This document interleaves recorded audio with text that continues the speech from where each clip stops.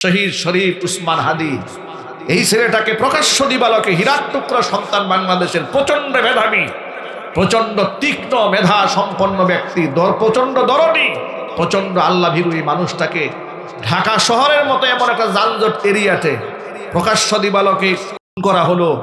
আসামি নাকি দেশের সরকার খুঁজেই পায় না, প্রশাসন নাকি খুঁজেই পায় না। আমরা বলি সরিষার মধ্যে যদি ভূত ঢুকে, এই ভূত তাড়াবার কোনো রাস্তা থাকে না। বেড়া দিয়েছেন ছাগলে যেন বেড়াই ছাগলে যেন ক্ষেত না খায়। বেড়াই যদি ক্ষেত খাওয়া শুরু করে, এই ক্ষেত আপনি রক্ষা করবেন কি করে? যে আইন শৃঙ্খলা রক্ষাকারী বাহিনী দিয়ে আইন আপনি ঠিক রাখবেন, সে আইন শৃঙ্খলা রক্ষাকারী বাহিনীর কর্মকাণ্ড হচ্ছে নিরপরাধ মানুষের পকেটের মধ্যে গাঁজা ঢুকায় তারা মামলা দিয়ে দেওয়া, ইয়াবা ট্যাবলেট ঢুকিয়ে দিয়ে নিরীহ মানুষকে গ্রেফতার করে নিয়ে যাওয়া, নিরীহ মানুষের পকেটে অস্ত্র রেখে অস্ত্র মামলা দিয়ে মানুষকে গ্রেফতার করে নিজে খুব বড় অফিসার, বহুত বড় কাজ করেছেন বলে সামান্য একটা লকআপ পদবি পাওয়ার জন্য কত মানুষকে তারা জঙ্গি বানিয়ে হত্যা করেছে। ঠিক না ব্যাটিং বলে? প্রিয় ভাইরা আমার, তাহলে সে দেশ, সেই সমাজে, সেই সমাজে, সেই রাষ্ট্রে আপনি ইনসাফ প্রতিষ্ঠিত করতে গেলে আপনার কোরআনের শাসন ছাড়া বিকল্প কোনো রাস্তা নেই। কোরআনের শাসন যদি কায়েম হয়, কেমন ইনসাফ হবে লক্ষ্য করেন। কে প্রেসিডেন্টের ছেলে আর কে মন্ত্রীর ছেলে দেখার কোনো সময় নাই, কে রিক্সাওয়ালার ছেলে আর কে গার্মেন্টসে চাকরি করে কোনো পার্থক্য থাকবে না। অপরাধ যে করবে তার সাজা দেওয়া হবে। এটার নাম ইসলাম। এটার নাম কি? আপনি বলবেন হুজুর এত বড় বড় কথা বলেন, পৃথিবীর কোন জায়গায় এমন শাসন আছে? আমি তো আপনাদেরকে বলবো কোরআন থেকে, সুন্নাহ থেকে। খোলাফায়ে রাশিদিনদের ইতিহাস আপনারা তাকায় দেখেন, মুসলমানরা শাসন ব্যবস্থা কিভাবে পরিচালনা করেছে। ওমর ইবনুল খাত্তাব রাদিয়াল্লাহু তাআলা আনহু যখন শাসক, এমন শাসক তিনি অর্ধজাহান পরিচালিত হয় তার একটা আঙুলের ইশারায়। আল্লাহু আকবার জোরে বলেন। সেই শাসক তার ক্ষমতার মস্তদে থাকাকালীন অবস্থায় এক ইহুদি ব্যক্তি তার বিরুদ্ধে আদালতে মামলা দায়ের করলো। ওমর রাদিয়াল্লাহু তাআলা আনহু তখন খলিফা, আমিরুল মুমিনিন। যে রাস্তায় হযরত ওমর হাঁটে, সেই রাস্তায় শয়তানও হাঁটতে সাহস পায় না। সেই সময় কাজী ছিল কাজী শুরাইহ রাহিমাহুল্লাহ, একজন তাবিঈ ছিলেন। সাহাবী তিনি ছিলেন না, কিন্তু তাবিঈ হওয়ার পরেও তিনি 3 জন খলিফার শাসনামলের প্রধান বিচারপতির দায়িত্ব পালন করেছেন। এক হযরত ওমর রাদিয়াল্লাহু তাআলা আনহু, উসমান গনি জিন নূরাইন রাদিয়াল্লাহু তাআলা আনহু, হযরত আলী কাররামাল্লাহু ওয়াজহা, এই তিন জন খলিফার শাসনামলে কাজী শুরাইহ মুসলিম খলিফাদের নেতৃত্বে মুসলিম রাষ্ট্রগুলোর মধ্যে প্রধান বিচারপতির দায়িত্ব পালন করেছেন। এমন বিচারক, এমন ন্যায়পরায়ণ শাসক, সুবহানাল্লাহ। খলিফা উমরের বিরুদ্ধে মামলা করেছে ইহুদি। হযরত উমরকে তিনি আসামির কাঠগড়ায় দাঁড় করিয়েছেন। সুবহানাল্লাহ বলতে পারেন না আপনারা?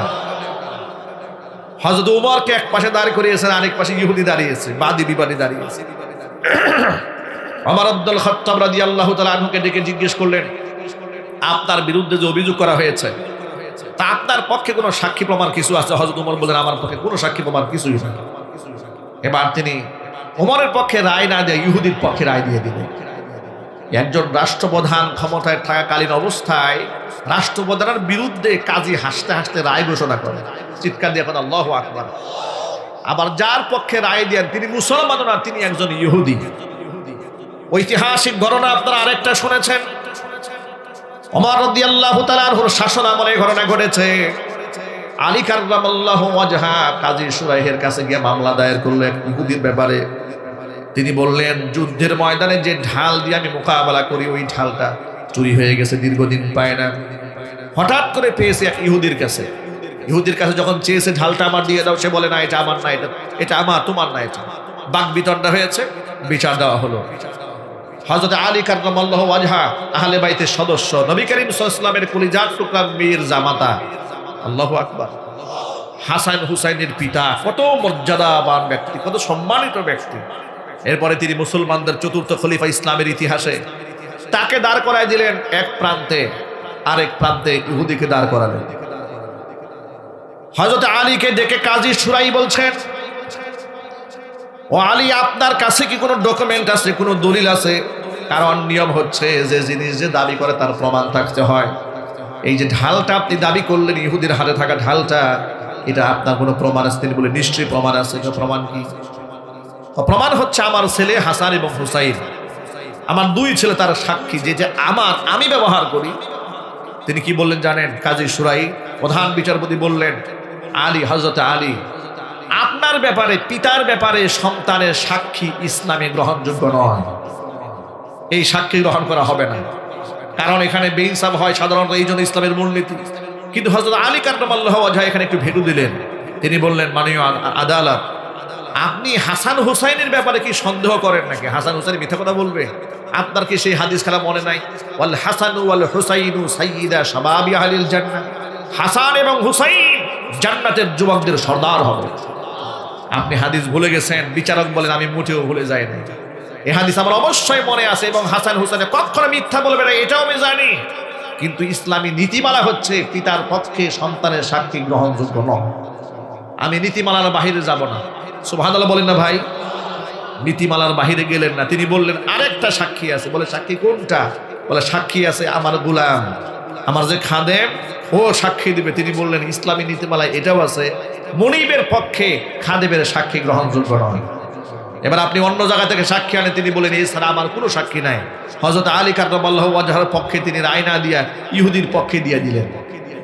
ইহুদি আদালত প্রাঙ্গণে দাঁড়িয়েই বললেন, আমি একজন ইহুদি, আমি জানি এটা আমার নয়, কিন্তু তার পক্ষে সাক্ষী প্রমাণ না থাকার কারণে ইসলাম এমন ইনসাফ করে, ইসলামে এর মধ্যে কোনো স্বৈরতন্ত্র নাই, আসাবিয়াত নাই, স্বজন প্রীতি নাই, দল প্রীতি নাই, এমন ইনসাফ যে ধর্মে আছে, আমি কেন সেই ধর্মের বাহিরে থাকবো?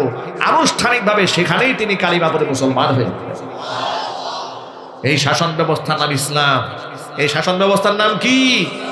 চিল্লায় বলেন, এর নাম কি? আল্লাহ নবীর কাছে বিচার এলো এক মহিলার নামে। মহিলা চুরি করেছে। আল্লাহ নবী সমস্ত সাক্ষ্য প্রমাণ নেওয়ার পরে হুজুর ঘোষণা দিয়ে দিলেন, মহিলার হাতটা কেটে দাও। এটা আল্লাহ পাকের কোরআনের আইন। কার আইন জোরে বলেন? আল্লাহ পাক বলেন, ওয়াস-সারিকু ওয়াস-সারিকাতু ফাকতাউ আইদিয়াহুমা জাযাআ বিমা কাসাবা নাকালান মিনাল্লাহ। চোর নারী হোক আর পুরুষ হোক, প্রমাণ যদি পাও, সাক্ষ্য প্রমাণ মিলে যায়, দুনিয়াবি শাস্তি হচ্ছে হাত কেটে দাও। প্রকাশ্য দিবালোকে যদি চোরদের হাত কাটা হতো, খোদার কসম করে বলি রাষ্ট্রের মধ্যে এত চোর খুঁজে পাওয়া যেত না। বাংলাদেশে চোর কম না বেশি? আশ্চর্যের ব্যাপার কি জানেন? দুঃখজনক ব্যাপার, স্যান্ডেল চুরি করলে চোরেরা মাইর খায়, কিন্তু ডলার চুরি করলে মাইর খায়। ঠিক না ভাই? ঠিক। অত স্যান্ডেল চুরের তো হাত কাটা দেওয়ার কথা না, কারণ হাত কাটারও বিধান আছে। কতটুকু চুরি করলে হাত কাটা হবে? 10 দিনার পর্যন্ত। সম্পদের পরিমাণ একটু বেশি হলে হাত কাটা হবে। এর মানে স্যান্ডেলটা ওই আওতায় পড়ে না। কিন্তু জুতা স্যান্ডেল মসজিদে চুরি হলে চোরকে পাবলিক এত পিটায় যে আদা মরা হয়ে যায়। জামিয়া রহমানিয়া 7 মসজিদ মাদ্রাসায় যখন আমি মিশকাত জামাত পড়ি 2007 সালে, 7 মসজিদে আসরে নামাজ পড়লাম। নামাজ পড়ার পরে দেখি একটা চোর ধরা পড়েছে। পাবলিকে মসজিদে এমন পিটিয়েছে, আমার আজও মনে আছে। শেষ পর্যন্ত সে হিরোইন ঘুরছিল, গায়ে জামা কাপড় খুলে ল্যাংটা হয়ে গেছে। ল্যাংটা হয়ে সেখানে পায়খানা করে দিয়েছে মসজিদের মধ্যে। এরপরে মানুষ সেখানে থেকে দূরে চলে গেছে। সামান্য একটা জুতা স্যান্ডেল চুরি হলে সেই চুরকে ধরতে পারলে আপনারা এত মারা মারেন। গত 16 বছরে 28 লক্ষ কোটি টাকা খুনি হাসিনা এবং ওদের নাতিপুতিরা চুরি করেছে। কত টাকা জুড়ে বলেন? 28 লক্ষ কোটি টাকা। এদের তো 1000 বার ফাঁসি দিলেও এরা যা অন্যায় করেছে তার প্রায়শ্চিত্ত হবে না। ঠিক না? ঠিক বলেন। এদের শুধু সম্পদের চুরির কথা বললাম, কত মানুষের মানহানি করেছে। আহারে, কত সম্মানিত ব্যক্তিদের করা বেইজ্জত করেছে। নিরীহ আলেম ওলামাদেরকে ধরে ধরে মিথ্যা মামলা দিয়ে জেলে ভরেছে। কোমরের মধ্যে লোহার, কোমরের মধ্যে গরুর রশি দিয়ে বেঁধে টেনে টেনে আদালতে দাঁড় করিয়েছে। হাতের মধ্যে লোহার করা পিঠমোড়া দিয়ে বাঁধা, পায়ের মধ্যে ডান্ডা বিড়ি পরাইয়া, বুলেট প্রুফ জ্যাকেট পরিয়ে, মাথার মধ্যে হেলমেট দিয়ে মিডিয়ার সামনে প্রচার করেছে, বোঝানোর চেষ্টা করেছে এই সমস্ত আলেমদের চেয়ে নিকৃষ্ট অপরাধী বাংলাদেশে আর কেউ হতে পারে না। এভাবেই তারা সম্মানিত ব্যক্তিদের বেইজ্জত করেছে। কথা ঠিক নেবে ঠিক? এটা সূরা নামলে আল্লাহ বলেছেন, ইন্নাল মুলুকা ইযা দাখালু ক্বরয়াতান আফসাদুহা ওয়া জাআলু আইজ্জাতা আহলিহা আযিল্লা। স্বৈরা শাসক জালেমরা যখন ক্ষমতার মসনদে বসে, দুইটা কাজ তারা সমাজের মধ্যে আঞ্জাম দেয়। এর মধ্যে এক নাম্বার আফসাদুহা, সমাজের মধ্যে বিপর্যয় সৃষ্টি করে দেয়। ফাসাদ, মারামারি, কাটাকাটি, দাঙ্গা হাঙ্গামা, টেন্ডারবাজি, লুণ্ঠন মাস্তানি, এমন পর্যায়ে তারা করে ওয়াজের প্যান্ডেলে বসে হুজুর স্বাধীনভাবে ওয়াজও করতে পারে না, সামনে থেকে তারা মাইক কেড়ে নিয়েছে। কথা ঠিক নেবে এই জোরে বলেন। এই ইতিহাসকে আপনারা ভুলে গেছেন। একটু জোর আওয়াজে বলেন, আওয়ামী জাহিলিয়াতের ইতিহাসকে আপনারা ভুলে গেছেন। ওরা আল্লাহর কোরআনের সাথে যে গুস্তাখি করেছে, যে বেয়াদবি করেছে, আলেমদের সাথে যে নাফরমানি করেছে, তার শাস্তি হবে, ওদেরকে পেতেই হবে। কথা ঠিক নেবে ঠিক? আমার যুবক ভাইরা, আল্লাহ পাকের বলেন ওয়াজআলু আইজ্জাতা আহলিহা আযিল্লা। জালেম শাসকদের দ্বিতীয় নম্বর কাজ হচ্ছে সমাজের মধ্যে সম্মানিত ব্যক্তি যারা আছেন সবাইকে তারা বেইজ্জত করে দেয়। তাই দেখেন তো কাকে না ওরা বেইজ্জত করেছে। একেবারে বাংলাদেশের শীর্ষ আলেম আল্লামা মামুনুল হক হাফিজাহুল্লাহর পিতা শাইখুল হাদিস আল্লামা আজিজুল হক রাহমাতুল্লাহি আলাইহি নব্বারাল্লাহু মারকাদাহু ওয়া জাআলাল জান্নাতা মাসওয়াহু। সকলে কোন আমিন। বুখারী শরীফ যিনি বাংলায় তরজমা করেছেন জীবনের প্রথম, যার লিখিত বাংলা তরজমা পড়ে এই দেশের লোকেরা এখন বুখারী শরীফ পড়তে পারে, সেই আল্লামা আজিজুল হক রাহমাতুল্লাহি আলাইহিকে খুনি হাসিনা কি করেছিল? খুনের মামলায় আসামি বানায় জেলখানায় ঢুকাই দিয়েছিল। বাংলাদেশের মুফতিদের মাথার মুকুট, ওটা বাংলাদেশের শীর্ষ আলেম মুফতি আমিনী রহমাতুল্লাহি আলাইহিকে রিমান্ডে নিয়ে টর্চার করে মোটামুটি পঙ্গু বানিয়ে দিয়েছিল।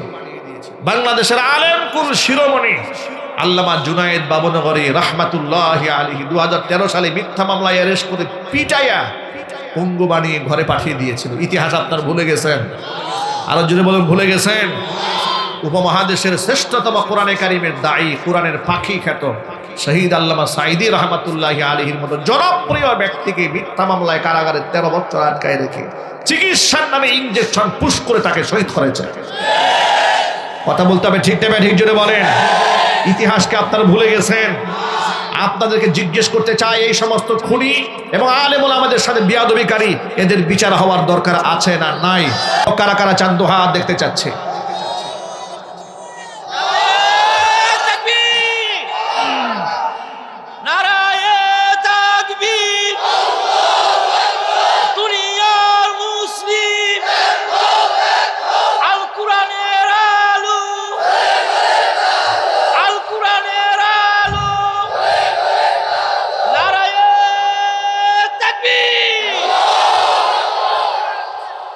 যদি আপনারা ওদের শাস্তিকে নিশ্চিত করতে চান, আগামী নির্বাচনে, জাতীয় নির্বাচন, সংসদ নির্বাচন আসতেছে, এমপিদেরকে সিলেক্ট করার সময় আরেকটা ব্যালট থাকবে, যেখানে হ্যাঁ না ভোট দেওয়া থাকবে। সকলে মিলে আপনারা হাতে ভোট দিবেন। কিসে ভোট দেবেন? আরো জোরে বলুন। কোন মুসলমানের সন্তান নাতে ভোট দেবে না, সব মানুষ হাতে ভোট দেবে। জুলাই সনদকে মজবুত করে যে স্বৈরাচারী খুনিকে জুলাই আন্দোলনে আমরা বিদায় করেছি, তাদেরকে চিরতরে বাংলাদেশ থেকে নিষিদ্ধ করতে হবে। স্বৈরাচারকে আর পুনর্বাসন করতে দেওয়া হবে না। যে দল কিংবা যে ব্যক্তি স্বৈরাচারকে আবার পুনর্বাসনের করতে পারে এমন মোহাব্বত দেখাবে, সেই দলকে অগ্রিম 3 তালাক দিয়ে রাখবেন। রাজি আছেন না ইনশাআল্লাহ? আল্লাহ যেন কবুল করে, জোরে করে আমিন। ভাইরা আমার, এই জন্য সকলকে বলি যে জালেম যদি ক্ষমতায় আসে, কোরআন বলে এলাকার মধ্যে ফাসাদ তৈরি করে, 2 নাম্বার সম্মানিত ব্যক্তিদেরকে বেইজ্জত করে। কত আলেম ওলামা মাদ্রাসার ছাত্র শিক্ষকদেরকে লাঞ্ছিত অপমানিত করেছে। 2013 সালে শাপলা চত্বরে নিরীহ আলেমদেরকে হত্যা করে শেষ রাতে আলেম ওলামাদেরকে কান ধরে উঠবস করিয়েছে। ভুলে গেছেন আপনারা? আরে যে আলেমদের হাতে স্পর্শ করে লোকেরা হাতে চুম্বন করে, আলেমের পায়ের জুতা নিজের জামা দিয়ে মুছে দেয়, আলেমের হাত স্পর্শ করলে সারা বছর গল্প করে বলে অমুক হুজুরের সাথে আবার মুসাফা হয়েছে। মুআলাকা হয়েছে, চেনা অজানা মানুষ আমাদেরকে সাক্ষাৎ করে বুকে টেনে নিয়ে কপালের মধ্যে চুমা খায়। সেই সমস্ত আলেমদের সাথে তোমরা কত বড় বিয়াদবি করেছো। জালেমদের পরিণতি কি হবে? 2018 সালে আমাকে স্টেজ থেকে তুলে নিয়ে মামলা দিল, আমার পকেটে ককটেল বোমা পাওয়া গেছে। আমার মতো একটা ছোট্ট মানুষের সাথে এই গাদ্দারিওয়ালা করলো, আমার পকেট নাকি বোমা পাওয়া গেছে। 22 দিন কারাবরণ করলাম, 3 বছর কোর্টে গিয়ে আদালতে হাজিরা দিলাম। আরো একাধিক মামলা দিয়েছে, দৌড়ের উপর রেখেছে। মসজিদ বোটবাজার কেন্দ্রীয় মসজিদে জুমা পড়তে দেয় নাই, 4 বছর ঢুকতে দেয় নাই। এলাকায় যে ভাড়া থাকতাম সেই বাসা থেকে তাড়িয়ে দিয়েছে, মহল্লায় থাকতে দেয় নাই। ঈদের নামাজ পড়াতাম ইসলামপুর কেন্দ্রীয় ঈদগাহে, 12 বছরের উপরে একটানা পড়ায়, ঈদগাহে নামাজটা পর্যন্ত পড়াতে দেয় নাই। ওরা আমাদের উপরে এই জুলুম করেছে, আমরা ওদের ভুলে যাইনি। ঠিক নেবে ঠিক। ওরা এগুলা করেছে কেন? ভারতকে খুশি করতে চেয়েছিল, নরেন্দ্র মোদীকে খুশি করতে চেয়েছিল। ওরা মনে করেছে নরেন্দ্র মোদী টিকাবে ওদের গুদি, এটাই ওরা চিন্তা করেছিল। কিন্তু মহান আল্লাহ পাকের হাতে ক্ষমতার মসনদ। এটা মালিকানা কার? একটু জোরাবাজে বলুন না, মালিকানা কার? সুতরাং মহান আল্লাহ রব্বুল আলামিনের মালিকানা স্বীকার করে আমরা বিশ্বাস করি আগামী নেতৃত্বে বাংলাদেশে যারা আসবেন তারা সমাজে নামাজ কায়েম করবেন, যাকাত কায়েম করবেন, সৎ কাজের আদেশ দেবেন, অসৎ কাজ থেকে মানুষদেরকে বিরত রাখবেন। সুতরাং ন্যায়পরায়ণ, ইনসাফগার, আদেল শাসককে নির্বাচন করার ক্ষেত্রে আমরা কেউ ভুল করব না। আমরা সকলে মিলে নামাজি ব্যক্তিকে সিলেক্ট করব বলেন ইনশাআল্লাহ। যাদের জীবনে নামাজ নাই তাদের সাথে আমাদের কোনো সম্পর্ক নাই, একদম পরিষ্কার কথা। যারা রিক্সাওয়ালার কাছ থেকে চান্দা তুলে, যারা কুলিমজুর ঠেলাওয়ালার কাছ থেকেও চান্দা খায়, ফ্যাক্টরি গিয়ে দখল করে, এগুলা নাই? এত জোর আওয়াজে বলতে হবে নাই। এদের তালিকা তো আমার দেওয়া দরকার নাই, আপনার মহল্লা সম্পর্কে আপনি খুব ভালো করে অবগত আছেন। ওই 10টা হুন্ডার 20টা গুন্ডার রাজনীতি বাংলার মাটিতে আর চলতে দেওয়া হবে না। বাংলাদেশে এখন আল্লাহর জমিনে আল্লাহর কোরআনে শাসন কার্যকর করার জন্য গোটা দেশের মানুষ মরিয়া হয়ে উঠেছে, মুখিয়া হয়ে আছে। ইনশাআল্লাহ আগামীর বাংলাদেশ আল কোরআনের বাংলাদেশ। এটা জুড়ে বলতে হবে, ঠিক নেবে ঠিক। আপনারা ঐক্যবদ্ধ আছেন তো ইনশাআল্লাহ? যা আমি যদি ইমানদার ব্যক্তিদেরকে ক্ষমতায়ন করি, নেতৃত্বের মসনদে বসায়, তারা কি করবে সেই দেশে? আল্লাহ পাক মৌলিকভাবে বলেছেন, দায়িত্ব তো অনেক।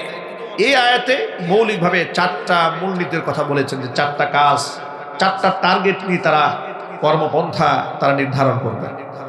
এর মধ্যে 1 নাম্বার, আল্লাযীনা ইম্মাক্কান্নাহুম ফিল আরদি। ইমানদারদের ক্ষমতার মসনদ যদি আমি বসাই, তাহলে আকামুস সালাহ, এরা জমিনে নামাজ কায়েম করবে। কি কায়েম করবে? পয়েন্টগুলো একটু ঠান্ডা মাথায় সবাই শুনবেন।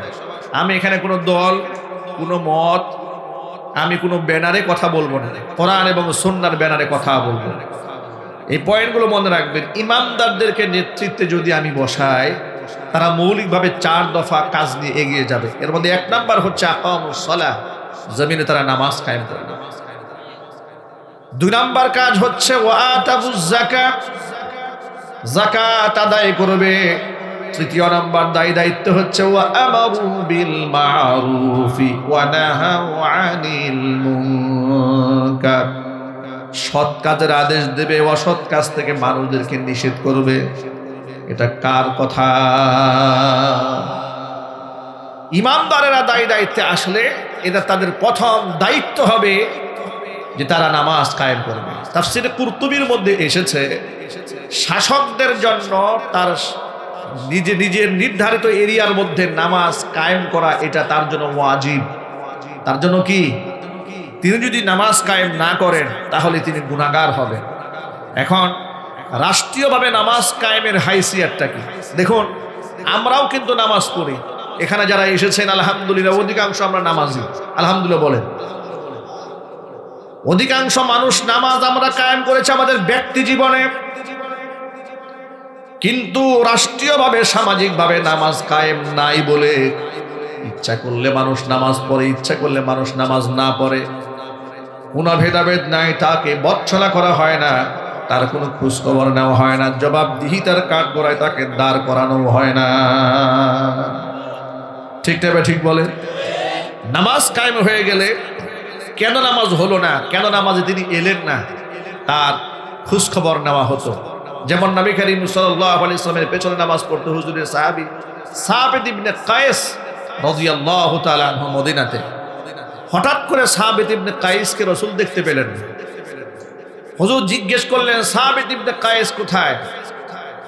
নবী করিম সাল্লাল্লাহু আলাইহি ওয়াসাল্লামের সাহাবীদের মধ্য থেকে একজন দাঁড়ায় গেলেন, দাঁড়িয়ে বললেন, তার নাম হচ্ছে সাদ বিন মুআজ রাদিয়াল্লাহু তাআলা আনহু, হে আল্লাহর নবী, সাবিত ইবনে কায়েস সম্পর্কে আমার কাছে খবর আছে। তিনি অসুস্থ নন, তবে নামাজে কেন আসেন নাই আমি খবর নিতে পারব। আল্লাহর নবী সাদ বিন মুআজকে পাঠিয়ে দিলেন, সাবিত ইবনে কায়েসের বাড়িতে যাও, খোঁজ খবর নিয়ে আসলে দেখো তো সে নামাজে কেন আসে না। সাবিত ইবনে কায়েসের বাড়িতে তিনি গেলেন। ঘরের মধ্যে ঢোকার পরে দেখতে পেলেন তিনি ঘরের মধ্যে বসে মাথা নিচু করে লজ্জিত হয়ে বসে আছে। জিজ্ঞেস করলেন, কি হয়েছে তোমার, নামাজে আসো না কেন? আল্লাহর নবী তোমার খোঁজ খবর নিয়েছেন। সাবিত ইবনে কায়েস বললেন, কোরআন মাজিদে এমন একটা আয়াত নাযিল হয়েছে, আমার তো মনে হয় আমি জাহান্নামী হয়ে গেছি। অনেক কেন, কি হয়েছে তোমার শোনাও। তিনি বললেন, সূরাতুল হুজুরাতের ২য় নম্বর আয়াত আল্লাহ বলেছেন, ইয়া আইয়ুহাল্লাযীনা আমানু লা তারফাউ আসওয়াতাকুম ফাওকা সাওতিন নাবিয়্যি ওয়া লা তাজহারু লাহু বিল কওল কাজাহরি বা'দিকুম লিবা'দিন আন তাহবাতা আ'মালুকুম ওয়া আনতুম লা তাশউরুন।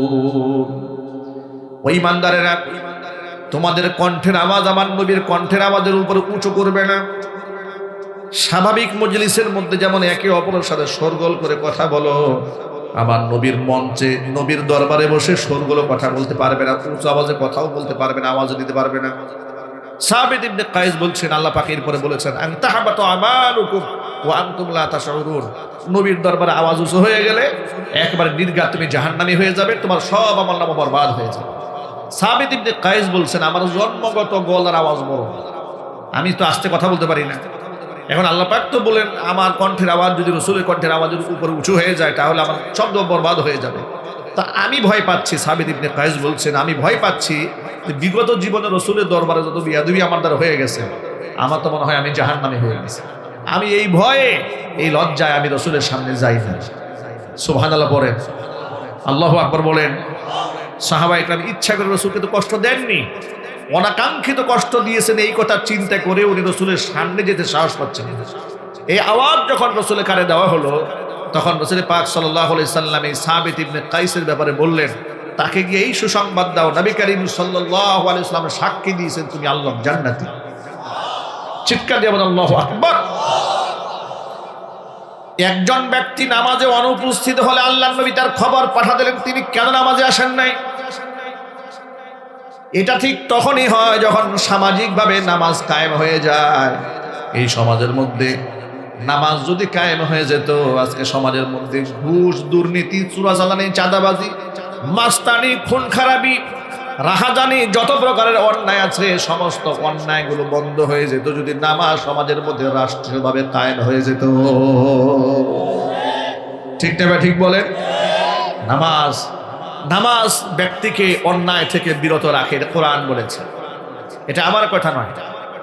কোরআন মাজিদ আল্লাহ পাক বলেন, ইন্নাস সালাতা তানহা আনিল ফাহশাই ওয়াল মুনকার। নিশ্চয় নামাজ মানুষকে সব ধরনের অপকর্ম থেকে এবং অশ্লীল কাজ থেকে বাঁচিয়ে দেয়। জোরে বলেন সুবহানাল্লাহ।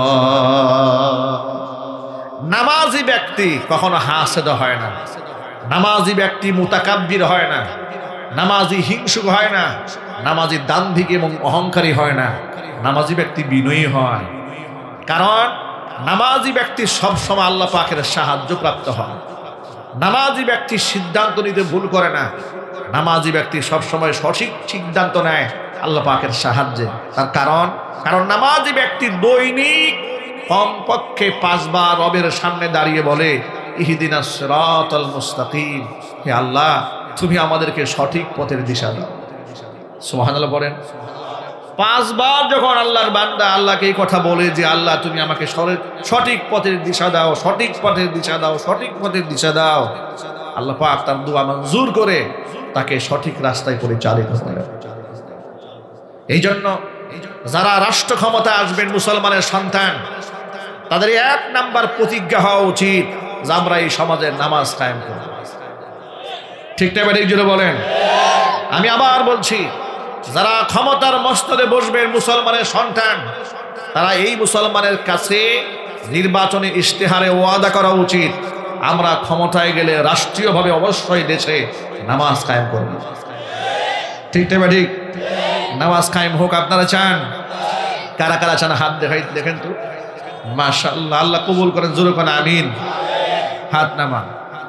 আমি আপনাদের সামনে এখন সেই সমস্ত তালিকাগুলো পড়ে শোনাতে পারতাম, যতগুলো জরিপ চালানো হয়েছে এই সোনার বাংলাদেশে বিভিন্ন এনজিও থেকে, যে বাংলাদেশে ক্রমান্বয়ে শরিয়া আইন বাস্তবায়ন হোক এই পক্ষে মানুষের সংখ্যা দিন দিন বেড়েছে। প্রথম আলোর এক সমীক্ষার মধ্যে এসেছে প্রায় 65% মানুষ, 65% মানুষ বাংলাদেশে শরিয়া আইন চাচ্ছে। আল্লাহু আকবার বলেন। একটা বামপন্থী পত্রিকা এই জরিপ চালিয়েছে। এরকম আরো বহু পত্রিকা, কোন পত্রিকায় 65, কোন পত্রিকায় 75, কোন পত্রিকায় 80% মানুষ এদেশে শরিয়া আইন চাচ্ছে, আল্লাহর আইন চাচ্ছে। আল্লাহর আইন চাওয়ার কারণটা শোনায় আপনাদেরকে। কারণ এই দেশের মানুষ দেখেছে 54 বছর তথাকথিত গণতন্ত্রের কথা শুনতে শুনতে কান ঝালাপালা হয়েছে। গণতন্ত্রের মানুষ কন্যা যাদের উপাধি, তারাই মানুষ খুন করেছে সবচাইতে বেশি। ঠিক না ঠিক জুড়ে বলে।